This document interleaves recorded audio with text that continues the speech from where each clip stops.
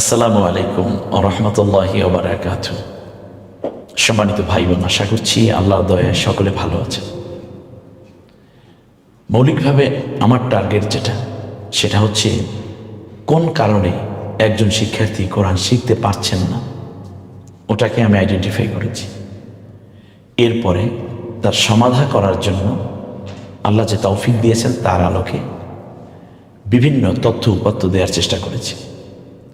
যে সমস্ত কারণে স্টুডেন্টরা বোঝেন না বিষয়টা, তার মধ্যে বোধগম্য তথা সহজবোধ্য হয় না যে জায়গাটিতে, তার মধ্যে একটি হচ্ছে এই জায়গা। আজকে যেখানে আমি আপনাদেরকে নিয়ে এসেছি, এর আগে 6টি জায়গা আমরা অতিক্রম করেছি এবং আপনারা হয়তো টের পাননি যে বিষয়গুলো এভাবেই সলভ হয়ে গেল।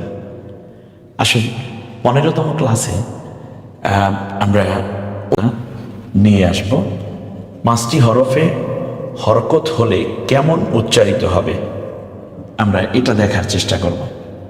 এই বিষয়টা দেখার আগে আমি আপনাদেরকে একটু নজর দিন। কোরআনের মধ্যে যখনই আমরা তিলাওয়াত করতে যাব, আরবি হরফগুলোর মধ্যে 3টে হরফ এমন যা পানির মতো। প্রথম হচ্ছে আলিফ, এটা আমরা চিনি। তারপরে হচ্ছে আইন, তারপরে হচ্ছে হামজা। এই 3টি হরফ কিসের মতো বললাম আমি? পানির মতো।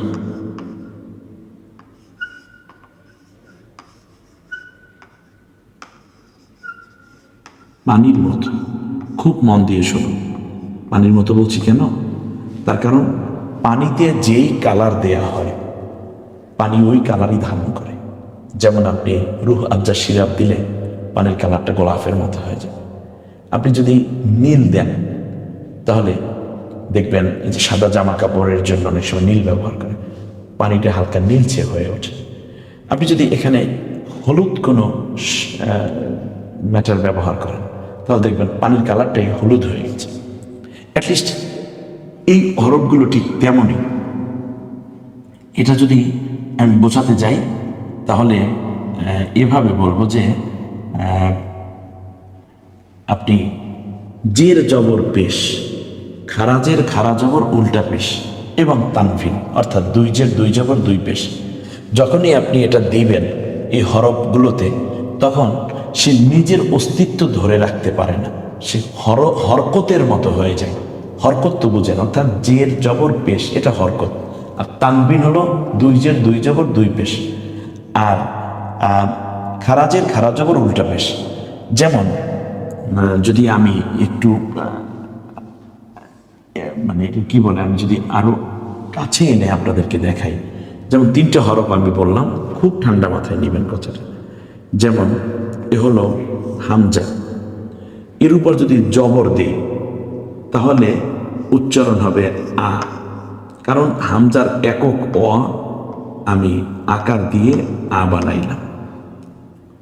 কিন্তু এই হামজার নিচে যদি আমি জের দিই তাহলে হবে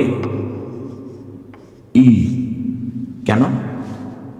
ইটা মানে মূলত এই রস্বীকার না, তাহলে ই আসলো কোত্থেকে? তা হামজার একক স্বরওয়া গেল কোথায়? কোনো টেনশন করার আপনার দরকার নেই। অর্থাৎ এই 3টে হরফ হামজা, আলিফ এবং আইন, আগে আমি লিখে রাখি আলিফ, আইন, হামজা, এই 3টে হরফ। তাহলে জের কিসের কাজ করে? ই এর কাজ করে, যার কারণে হামজা আর ওয়াটা কিচ্ছু রইল না, সে ডাইরেক্ট ইর মতো হয়ে গেল। অর্থাৎ এই যে ইটা অথবা এই ই। আবার যদি আমি এখান থেকে একটা জবর দিই তাহলে আ, জবর কিসের কাজ করে? আকারের কাজ করে।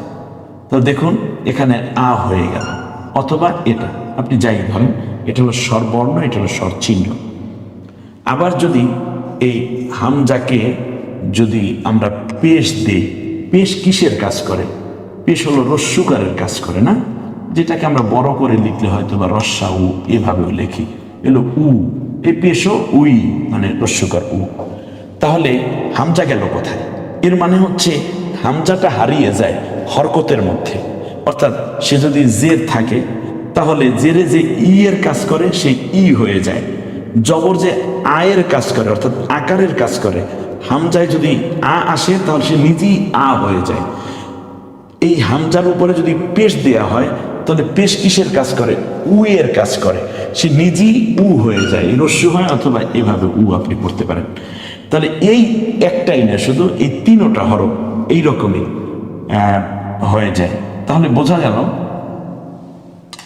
যে এই তিনটা হরফ মানে যখন হরকত আসে তখন সে হরকতের মতো হয়ে যায়। কিন্তু আপনি দেখেন যেমন একটা কাফ, কাফ কাফের একক ক, তাকে যদি আপনি জবর দেন তাহলে কা, সে কিন্তু ক আছে, সে ককে আকার দিয়েছে। আবার যদি আমি বলি ককে পেশ দেন তাহলে ক আছে তার সাথে হইল কু, এর মানে কয়ের অস্তিত্ব বোঝা যাচ্ছে এখানে আছে। আবার যদি আপনি এটা মুছে দেই তারপরে যদি আমরা বলি যে ককে আমি জের দিই, যদি জের দিই তাহলে ককে হবে রস্যিকার দিলাম, তাহলে ক আছে তাকে যে দিয়ে কি হয়েছে, তা কয়ের অস্তিত্ব পাওয়া যায়। কিন্তু আপনি যদি এই ওই তিনটে হরফ যদি বলি তাহলে সেখানে নিজের অস্তিত্ব বোঝা যায় না। সেই অস্তিত্ব বোঝা যায় না কোন কোন হরফের? পানির মতো আলিফ, আরেকটা হলো আইন, আরেকটা হলো হামজা। এখন যদি এটাকে যদি ই বানাতে চাই তাহলে কি করতে হবে? যেমন আলিফের নিচে যদি জের দেয় তাহলে ই হয়ে গেল। ই হইল কেন? এর মানে রস্যিকারের কাজ করে হলো জেরে, এই জন্য রস্যিকারের মতোই হয়ে গেছে সে। যদি এটাকে বলে আ বানান তাহলে আ মানে কি? জবর। আ মানে জবর অর্থাৎ আকার, এখানে একটা আকার দেন, তাহলে আলিফের অস্তিত্ব থাকে না যখন সে হরকত আসে। আবার যদি বলি উ বানান তাহলে সে উ হয়ে গেল, মানে পেশই এখানে প্রাধান্য পেল, অর্থাৎ অক্ষরের নিজের পরিচয় আসে, পেশ করতে পারে না। ঠিক তেমনি আইনটা জবর দিলে আইন, তা আইনের আ গেল কোথায়? আইনটা গেল কোথায়? অর্থাৎ জবর দেওয়ার কারণে সে নিজে আর নিজেকে প্রকাশ করতে পারে না, সে ওই হরকতের মতো হয়ে যায়। আবার যদি বলি জের দেই তাহলে ই তো মানে রস্যিকার, এই যে রস্যিকার অথবা এইটা, এ তো হলো জেরের কাজই তো এইটা, তাই না? জের তো এইরকমই কাজ করে, তাহলে আইনটা গেল কোথায়? অর্থাৎ আইনের কোনো অস্তিত্ব এখানে আর থাকে না। আবার হামজার ব্যাপারেও যদি বলি ওই একই রকম উ হয়ে যাবে, কারণ হচ্ছে পেশ রস্যুকারের কাজ করে। পেশ যেহেতু রস্যুকারের কাজ করে এজন্য হামজার নিজের আর অস্তিত্ব বাঁচিয়ে রাখতে পারে না। এই জন্য এই তিনটে হরফকে আমি বলেছি এই হরফ তিনটে হলো পানির মতো। আমার মনে হয় আপনারা বুঝতে পেরেছেন। তো এরপরে আমরা চলে যাব হচ্ছে স্লাইডে, যেখানে কিছু প্র্যাকটিস করার সুযোগ আছে আপনাদের জন্য। আসুন আমরা সে জায়গাগুলো দেখি। এই পাঁচটা হরফ এখানে শিক্ষার্থীরা খুব বেশি ভুল করে যে আমি কি লিখবো, এখন কি লিখবো। আপনি দেখেন এ হলো আ, না খাড়া জবর, খাড়া জবর দুই জবর, উপর থেকে দেখুন এ হলো আ, এটা হলো আ, এটা হলো আন, এটা হলো আ, এটা হলো আ, এটা হলো আন। আমাদের এই স্লাইডগুলো এই মানে আমরা আপনাদেরকে নোট আকারে দিয়ে রেখেছি এবং আপনাদের কুইজ আকারেও এরকম ব্যবস্থা আছে। এটা হলো আ, আ, আন। আন মানে হলো দুই জবর হলেই তো একটা ন যোগ হয়ে যায়, কমন হলো। এরপরে যেটা আছে ওয়া, ওয়ার উপর জবর দিলে ওয়াই থাকে, ওয়ার উপর খাড়া জবর দিলে ওয়া, এরপরে ওয়া দুই জবর ওয়ান। ইয়ের উপর জবর দিলে ইয়াই হয়, একটা হলো ই আর একটা হলো আ, ইয়া। তার কারণ এই হরফগুলো হচ্ছে মানে মাদের হরফ হওয়ার কারণে এই হরফগুলো কখনো চেঞ্জ হয় না। আমরা পরবর্তীতে এটা নিয়ে আবার প্র্যাকটিস করবো ইনশাআল্লাহ। এরপর হলো ইয়া, ইয়ান। এরপরে আমাদের পরবর্তীতে আরো কিছু পেশ, উল্টা পেশ, দুই পেশ। তাহলে এই পড়াটা হচ্ছে উপর থেকে নিচের দিকে পড়বেন, তাহলে সুবিধা হলো। উটা আসলো থেকে, কারণ এই যে আলিফ আইন হামজা আগেই বলেছি পানির মতো, তাহলে পেশ উ এর কাজ করে। পেশ মানে তো রস্যুকার, রস্যুকার মানে তো উ, না এই উ অথবা এই উ। তো এখানে আর হামজার প্রায়োরিটি থাকলো না, সে অক্ষর হারিয়ে গেল হরকতের মধ্যে, হরফ হারিয়ে গেল হরকতের মধ্যে এইরকম হরফ হলো তিনটা, পানির মতো আমি বুঝিয়েছিলাম। তাহলে উ, উ, উন, উ, উ, উন, উ, উ, উন, উ, উ, উন, এটা হলো ওয়ার উপর পেশ। এর হলো ইউ, ইউ, ইউন। এই একটু নজর করলেই হয়ে যাবে এইটা দিয়ে। এটা আপনাদের একটু পড়ে নিতে হবে, আমাদের নোট এগুলো দেয়া আছে ইনশাল্লাহ ক্লাসের মধ্যে। হরকত লাগিয়ে কাঙ্ক্ষিত উচ্চারণটি তৈরি করুন। ওহ, এটা আপনাদের জন্য কাজ। আমরা আ বানাবো। আ বানাতে হলে আমরা কি করি? স্বাভাবিকভাবে একটা আকার দিই। তাহলে এখানে অ আছে, ওই তিনটে হরফ তো এরকমই, আলিফ, আইন, হামজা। এর প্রত্যেকের একক কিন্তু একরকমই। এটার একক অ, এটার এখন অন্ত্যেষ্টিয়, এটার একক অ। তাহলে কিন্তু খুব কাছাকাছি। আমরা অন্ত্যেষ্টিয় দিয়েছি এবং উপরে একটা কমা দিয়েছি, এজন্য গলায় যে চাপ দিয়ে এইটা বোঝানোর জন্য। মূলত এই তিনটে হরফই এক জাতীয় হরফ, এই জন্য তিনোটার কাজই একরকম হয়। তাহলে আ বানাই, এরপরে আমরা ই বানাই, এরপরে ও বানাই। ই বানাতে হলে রস্বীকার মানে জের দিলাম, তাহলে এটা পানির মতো, যেহেতু জেরে ই এর কাজ করে, বাস হয়ে গেল জের। এরপর উ বানাবো। ওহ, উ মানে পেশ, পেশ দিলে উ হয়। পেশ মানে রস্যুকারের কাজ করে পেশ, বাস এখানে একটা রস্যুকার দেব। এই তিনটে হরফ, এইটা নিয়ে আমরা একটু, এরপরে ওয়ান, ইয়া, ইন, এটা ই। হামজাটা ওই পানি জাতীয় হরফ, একটা জের দিলে ই, দুইটা দিলে ইন, নজক হলো। কারণ জের এখানে প্রাধান্য পেয়েছে, হরফটা স্থির থাকতে পারেনি। এরপরে ওইন, ইয়ান, আ, ই, ই, উন। একটা পেশ দিলে উ, কারণ পেশ রস্যুকারের কাজ করে, আর একটা দিলেই উন হয়ে গেল। এরপর হলো ইন, ইন, ইন, ইন। এই কয়েকটা বিষয়ে একটু প্র্যাকটিস করতে হবে আপনার, সেজন্য আমরা নোটগুলো দিয়ে রেখেছি এবং আপনাদের কুইজের ব্যবস্থা। আ বানাতে হলে কি করতে হবে? উপরে একটা জবর দিতে হবে। আ বানাতে হলে জবর আ, এরপরে উই, ই, ই, ই, ইয়ার নিচে জের দিলে ই, ইয়া জের ই, আমরা এইভাবে বলে ফেলতে পারি। উ, পেশ দিতে হবে, ওয়ার উপর পেশ দিলে উ, হামজায় পেশ দিলে উ, আলিফে পেশ দিলে উ, আইনকে পেশ দিলে ও। ইন, না হলো না তো, উন, হ্যাঁ একটু দেখুন, উন, উন হয়ে গেল। আলিফে পেশ দিলে, এক পেশ দিলে উ, দুই পেশ দিলে একটা নজ, উন, উন, ওয়া দুই পেশ উন। এরপর খারাজের খারা জবর উল্টো পেশ, আর কিছু না, শুধু একালিফ টেনে বলা। এই জায়গাগুলো আপনাদের একটু পড়ে নিতে হবে। আ, আ, আ, এই আইনটা গলায় চাপ দিয়ে খারা জবর, খারাজের ই,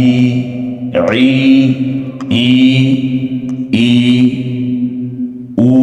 কারণ আলিফের উপরে যখন আপনি হরকত দিবেন তখন আলিফের একক অ, এটাও চিন্তা করা যাবে না, কারণ এখানে তিনটে হরফ এরকম পানির মতো।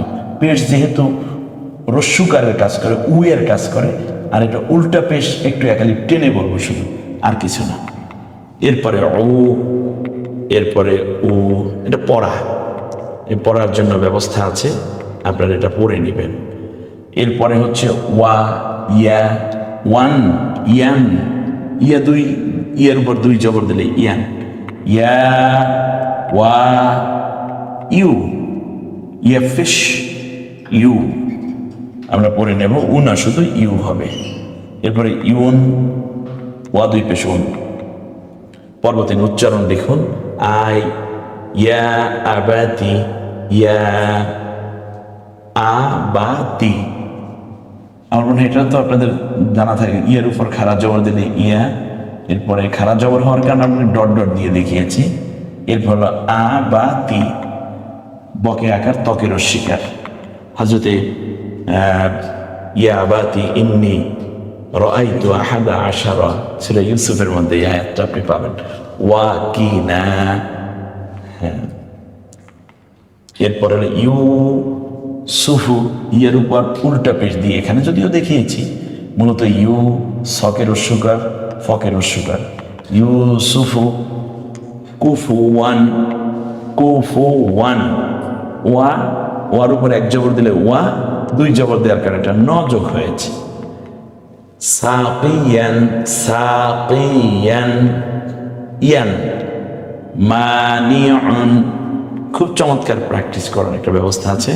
কাঙ্ক্ষিত হরফ দিন, আশা করি আপনারা এটাও পারবেন।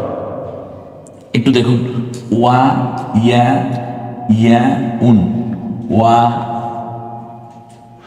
ই। ই বানাবেন কিভাবে? হামজায় জের দিলে ই হয়ে যায়, কারণ ওটা পানির মতো হরফ। এখানে জের দিলে ই এর কাজ করে, জেরটা ঠিক তেমনি জেরটা দিলে ইয়া, ইউন। আপনি দেখুন, আপনি শুধু লেখা থাকবে সেটা পড়বেন, আর আপনি এখন নিজে পড়া বানাচ্ছেন। এই জায়গাটিতে অনেকেই ঝরে পড়ে। আমরা এই জায়গাগুলোতে একটু প্র্যাকটিস করাচ্ছি আপনাদের। ইয়া, খ, বি, সু, মাশাআল্লাহ। এরপর হলো ই কতন, এটা কোরআনের একটি আয়াত শব্দ এখানে পেয়েছি। এটা ওয়া দি ও ইন ইউ মিন। হ্যাঁ, আমরা যুক্তাক্ষরে হরকত দিয়ে উচ্চারণ শিখি। এখানে একটা চমৎকার জিনিস, এ হলো শিন, একক হলো স আকার দিয়ে সা, জকে আকার দিয়ে যা, রকে পেশ দিয়ে রু। এখন ঠিক এখানে আছে যুক্ত অক্ষর, অর্থাৎ যুক্ত অক্ষরগুলো আপনার আবার মনে আসে কিনা, এই জন্য আবার আমি আর একটা জায়গা এখানে, তাহলে শিনকে এখানে সাকে এখানেও সা বানান, এরপরে জটাকে যা বানান, এটাকে রু বানান।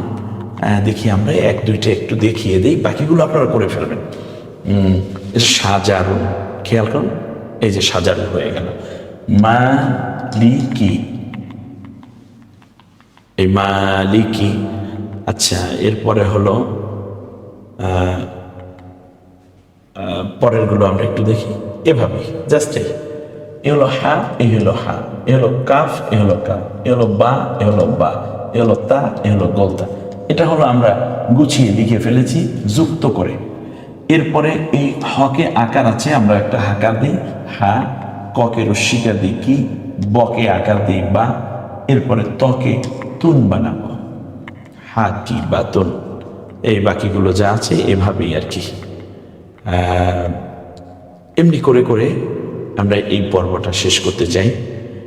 প্রিয় দর্শক, আমাদের আজকের এই পর্বে আমরা শিখলাম মূলত 5টা হরফের কি রকম ব্যবহার। হলো আলিফ, আর একটা আইন, আর একটা হামজা, পানির মতো, অর্থাৎ জের জবর পেশ এগুলো যখন ব্যবহৃত হবে তখন এটা হরফটা মানে অক্ষরটা তার নিজের স্বকীয়তা ধরে রাখতে পারে না, সে হরকতের মতো হয়ে যায়, অর্থাৎ জবর তথা আয়ের মতো হয়ে যায়, জের দিলে ইয়ের মতো হয়ে যায়, পেশ দিলে উয়ের মতো হয়ে যায়। আর ওয়া এবং ইয়ে নিয়ে আমরা কিছুটা প্র্যাকটিস করেছি। ইনশাআল্লাহ পরবর্তী ক্লাসে আবার আমরা চমৎকার কিছু বিষয় নিয়ে আসবো। আর আপনাদের এই পর্বেই দেয়া আছে প্রশ্নপত্র এবং কুইজ, তথা এখানে আপনারা যে উপকরণগুলো পাচ্ছেন এগুলো নিয়ে নিজেরা একটু প্র্যাকটিস করুন।